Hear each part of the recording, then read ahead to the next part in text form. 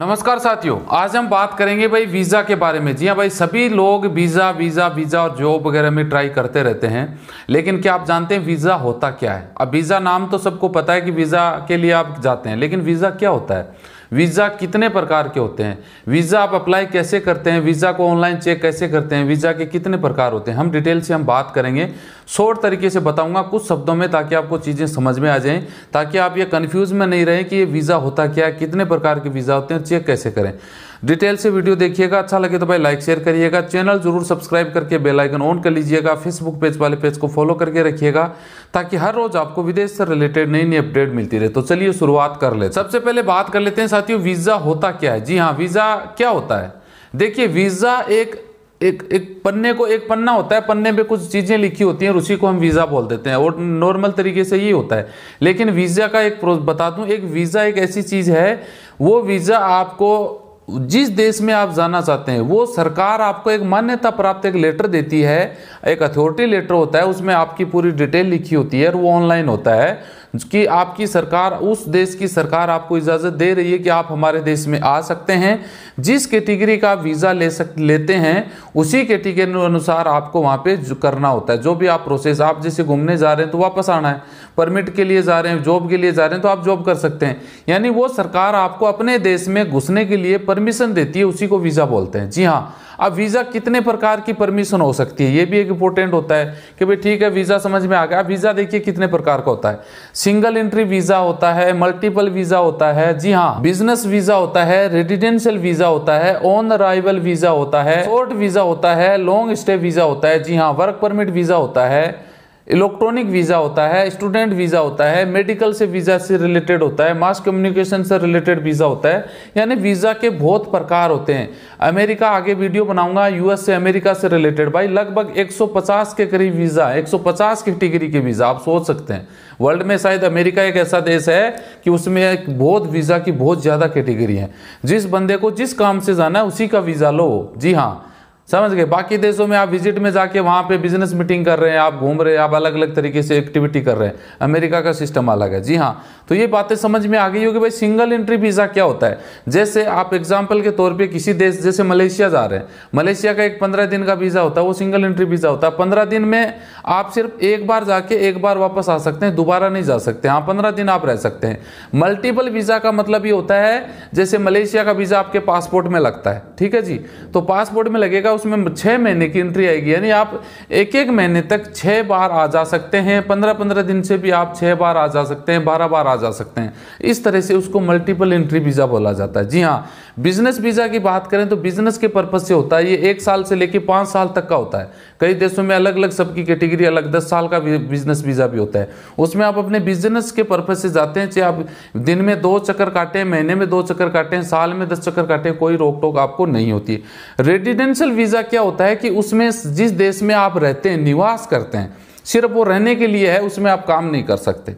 Residential visa उसको बोला जाता है। जी हाँ, ऑन अराइवल वीज़ा की बात करें तो ऑन अराइवल वीज़ा वैसे तो कोई वीज़ा नहीं होता है, लेकिन बहुत सारे देश ऐसे, इंडिया में 30 देश ऐसे हैं जो इंडिया को ऑन अराइवल वीज़ा प्रदान करते हैं। जैसे मान लो आप कतर जा रहे हैं, नॉर्मल तरीके से गल्फ की बात करें तो वहाँ पे आपको वीज़ा यहाँ से लेके जाने की जरूरत नहीं है। एयरपोर्ट पे जाओगे ना तो वहाँ पे अलग से एक डिपार्टमेंट बना होता है, वहाँ आपका पासपोर्ट के आधार पे एक पन्ना दे दिए थे मोहर लगा के, वही आपका वीज़ा है, यानी ऑन अराइवल वीज़ा है, उसका कोई पैसा नहीं लगता है। जी हाँ, शॉर्ट स्टे की बात करें, आपको 10 दिन 5 दिन के लिए जाना है, शॉर्ट स्टे हो गया।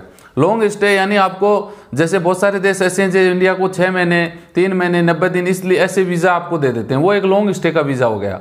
और भी विजिट वीज़ा ऐसे होते हैं जो 1 साल के, 2 साल का भी आते हैं। जैसे अभी दुबई ने 5 साल का वीज़ा निकाल दिया, वो लॉन्ग स्टे वाला वीज़ा है। एक बार आप जाओगे, 6 महीने रुक सकते हैं, 6 महीने बाद स्थिति के अनुसार उसको आप एक्सटेंड कर सकते हैं। है वो विजिट वीज़ा, लेकिन वो लॉन्ग वीज़ा हो गया। जी हाँ, अमेरिका का, यूएसए का वीज़ा देख लो, विजिट वीज़ा है, लेकिन उसकी कैटेगरी कितनी है, टाइम कितना है, 10 साल का।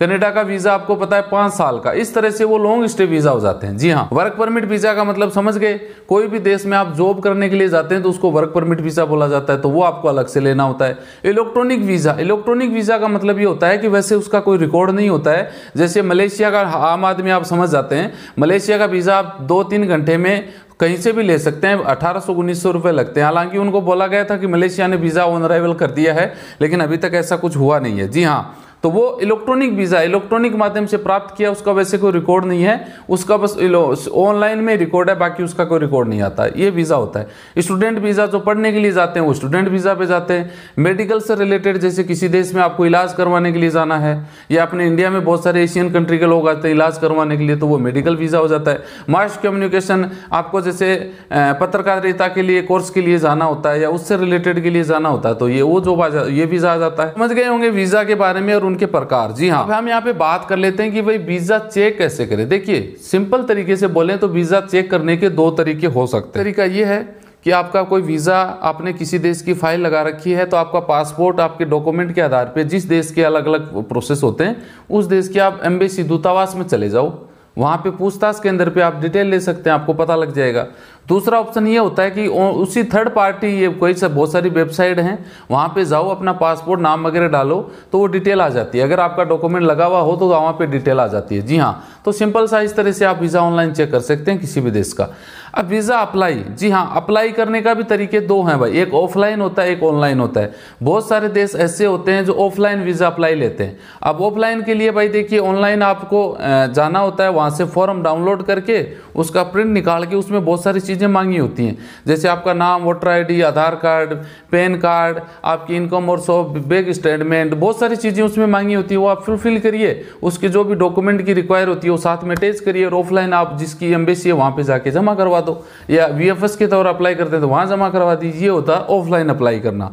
ऑनलाइन में बहुत सारे देश ऐसे हैं जहाँ पे आप ऑनलाइन वीज़ा अप्लाई कर सकते हैं, वो ऑफलाइन लेते ही नहीं है। जी हाँ, USA, UK वगैरह में तो आप वहाँ पे उनका ऑनलाइन फॉर्म मिल जाता है, उसको फुलफिल करिए, जो भी डॉक्यूमेंट मांगते हैं उसको ऑनलाइन ही सबमिट कर दीजिए पूरा। ठीक है, जैसे आप UAE का वीज़ा है 5 साल वाला, UAE सरकार ने ओपन किया है, तो वो ऑनलाइन है पूरा, ऑफलाइन है ही नहीं, वो ऑनलाइन ही मिलेगा आपको।